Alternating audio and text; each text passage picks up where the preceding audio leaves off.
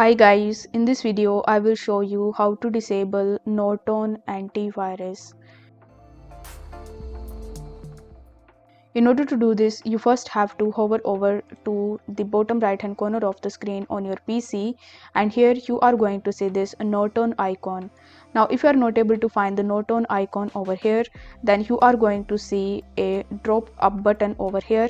So you need to hover over to that drop button, and there you are going to see this Norton icon. So you simply need to click on this Norton icon, and then you are going to see this type of pop-up in front of you, where you will have to select the option of disable auto protect. Once I've done that, you are going to see this type of page in front of you, where you will have to select the duration.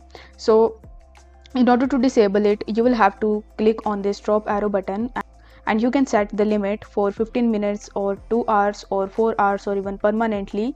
So you will have to select the duration, and then you need to press OK, and this way you will be able to disable Norton antivirus on your PC or on your laptop. If the video was helpful, then don't forget to like the video and subscribe to the channel. Thank you so much for watching.